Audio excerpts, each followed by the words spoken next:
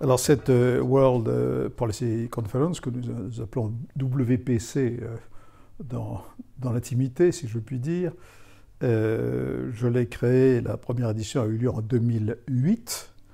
Naturellement, j'y avais réfléchi assez longtemps avant, c'est un aboutissement. L'idée de base, c'était que le monde n'était pas ce que l'on croyait à l'époque, c'est-à-dire le monde de la mondialisation libérale, la mondialisation naïve, le monde plat du célèbre journaliste américain Tom Friedman. J'étais convaincu que les choses étaient beaucoup plus compliquées. Et surtout, j'observais que dans les grandes conférences internationales privées, je ne parle pas des conférences institutionnelles entre les États, je constatais qu'elles étaient toutes d'origine américaine, et pour cause d'ailleurs, puisqu'elles avaient été créées plus ou moins après la Seconde Guerre mondiale, et par conséquent dans l'ambiance de la guerre froide. Et il me paraissait manquer d'une grande conférence. Quand je dis grande conférence, ce n'est pas le format Davos, c'est tout de même beaucoup plus restreint, c'est 150 à 200 personnes. Il manquait une conférence qui se situe résolument dans le monde de l'après-guerre froide et dans le monde tel qu'il était en train de se forger dans le cadre de la mondialisation, mais encore une fois, une mondialisation qui n'était pas exactement celle qu'on croyait. Et donc, j'ai voulu résolument faire quelque chose d'ouvert et faisant une place importante aux puissances moyennes. Vous voyez, on est déjà dans la logique des puissances moyennes. Ça ne veut pas dire, ça n'a jamais voulu dire exclure les grandes puissances, c'est-à-dire d'abord les États-Unis. Dans les années 2000, c'était surtout les États-Unis, bien sûr, dont on parlait. Et la Chine commençait son ascension à ce moment-là.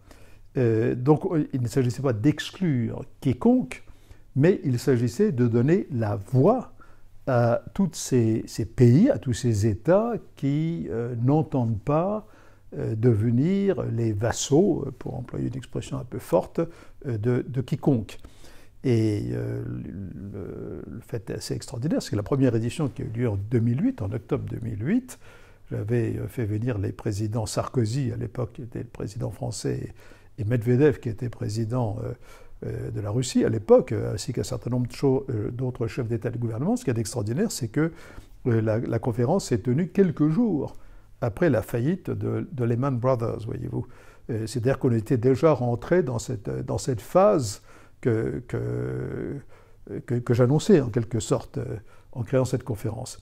Alors depuis, pas mal d'eau a coulé sous les ponts, et cette 14e édition, qui vient de se tenir à Abu Dhabi, cette 14e édition se passait dans une double ambiance. La première, c'est que, évidemment, c'est la pandémie. Cette conférence s'est tenue en présentiel, avec un petit peu d'hybridité, mais fondamentalement en présentiel, et la première des grandes conférences à se tenir en présentiel depuis la pandémie. Et ça se passait exactement d'ailleurs au moment aussi de l'ouverture de l'exposition universelle de Dubaï. Et le deuxième point important, c'est qu'aujourd'hui, tout le monde est préoccupé par l'ascension de la Chine et par ce qui devient un véritable affrontement entre la Chine et les États-Unis. Donc c'est sous ce double signe que s'est tenue notre réunion.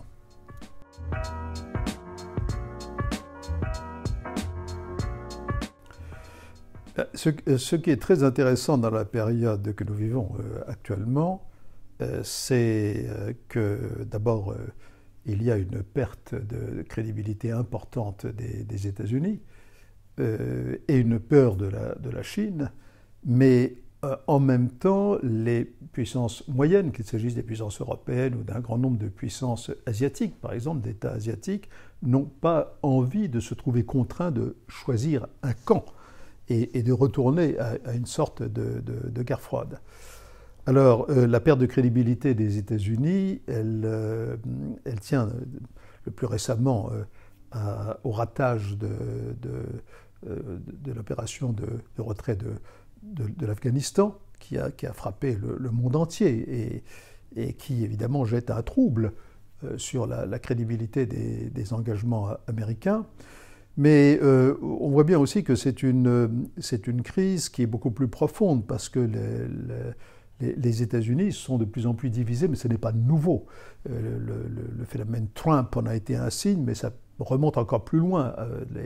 Les conservateurs, enfin les républicains, sont de plus en plus divisés entre eux, et les démocrates sont de plus en plus divisés entre eux également. D'un côté, il y a toute une partie qui dérive de plus en plus vers la droite, le conservatisme, le populisme à la Trump, et de l'autre, on voit que les idées socialistes de type européen sont également en train de gagner du terrain, ce qui est très nouveau dans l'histoire des États-Unis. Donc les États-Unis sont extrêmement divisés, et ceci perdure bien sûr avec Biden.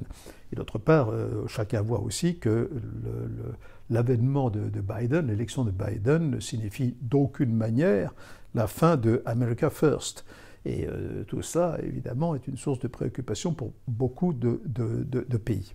Et je vous disais, l'ascension de la Chine aussi fait peur à beaucoup de pays, d'où la récente alliance AUKUS, dont la France a fait les frais. Mais tout cela préoccupe tout le monde, et ce genre de questions a été très largement débattu au sein de cette 14e édition de la World Policy Conference. Et par exemple, la question de l'Afghanistan a été débattue de manière très approfondie pour que l'on essaye de bien comprendre ce qui s'est passé et ce qui ne s'est pas passé, et qu'on essaye aussi de bien comprendre ce qu'il ne faut pas faire. Par exemple, la comparaison qui s'impose d'une certaine manière, c'est celle entre l'Afghanistan et le Sahel. Et un point qui a été très, très fortement marqué, qui est issu de ces débats, c'est que l'erreur à ne pas faire, en dépit de toutes les pressions, toutes les difficultés au Sahel, ce serait de se retirer comme ça brutalement, voyez-vous. Donc voilà quelque chose d'extrêmement concret. Mais ce qui m'a frappé le plus, c'est que la plupart des pays qui existent et qui ont une véritable politique étrangère, ce n'est pas le cas de tous les pays, parce que pour avoir une politique étrangère, il faut avoir certaines libertés de manœuvre, certaines marges de manœuvre, certaines libertés d'action. Tous ces pays, je le répète, n'ont pas envie de tomber sous la coupe d'une ou l'autre des superpuissances. Et naturellement, entre tout ça, vous avez aussi la question des États comme la Russie, la Turquie, etc., qui profitent des circonstances pour manœuvrer à leur profit, pour faire avancer leurs intérêts, dans un esprit qui rappelle davantage la fin du XIXe siècle que le début du XXe siècle. Donc toutes ces questions ont été très largement et très librement débattues, ainsi que les questions économiques, les questions technologiques, etc., c'est-à-dire tout ce qui fait actuellement les préoccupations du système international dans son ensemble.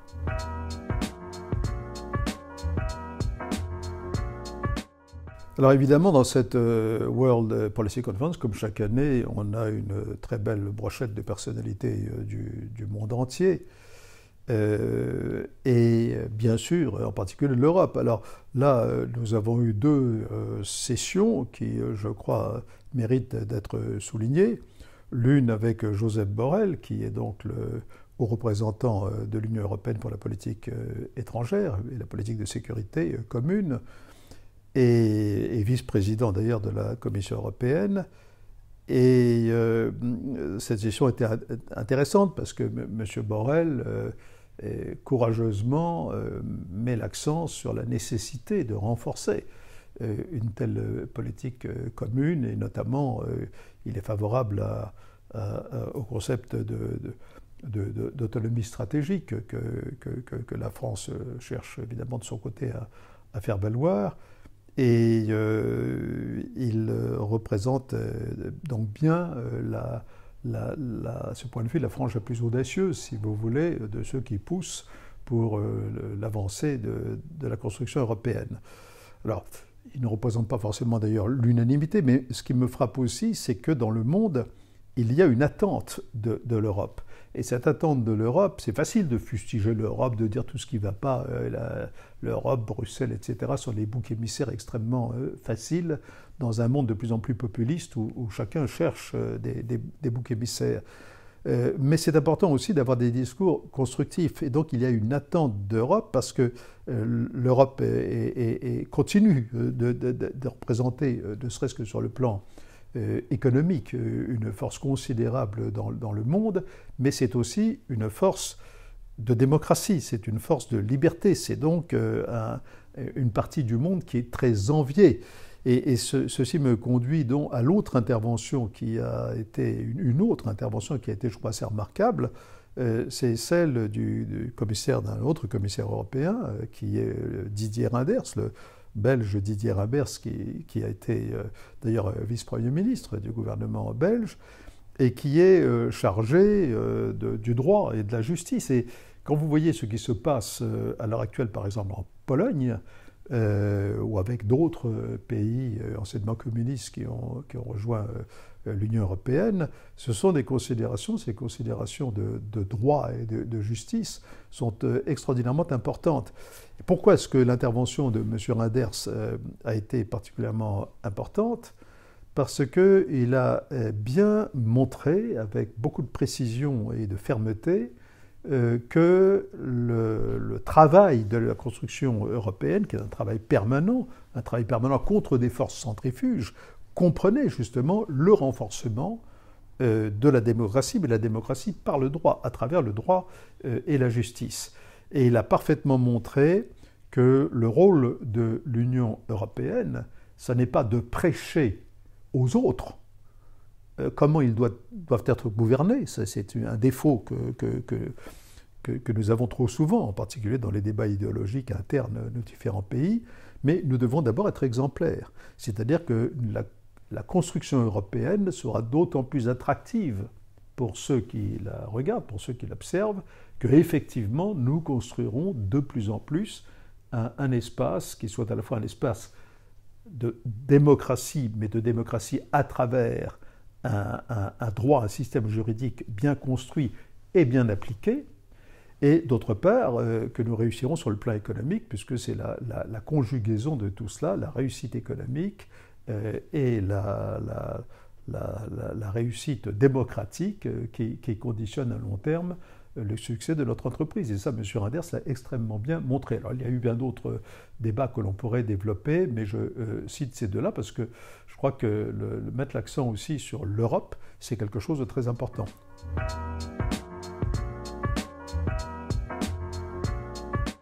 Cette 14e édition m'a convaincu encore plus, parce que je l'étais déjà, de l'utilité de cette initiative, de la World Policy Conference, parce que rassembler chaque année de 150 à 200 personnes du monde entier, qui sont des personnalités d'influence dans leurs différents domaines, et qui sont d'ailleurs les domaines finalement les cibles des grands think tanks, puisque nous visons les grands décideurs politiques, économiques, les milieux d'influence à travers les médias, les think tanks.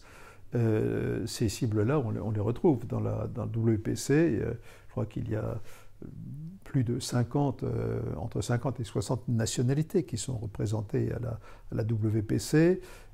Tout cela, c'est une contribution, je crois, significative à l'amélioration de la gouvernance mondiale. Je crois que j'utilise encore cette vieille expression, la gouvernance mondiale. Mais au fond, qu'est-ce que c'est que la gouvernance mondiale? Ça veut dire une organisation, améliorer l'organisation des rapports internationaux de façon à maintenir ce que j'aime appeler un monde raisonnablement ouvert.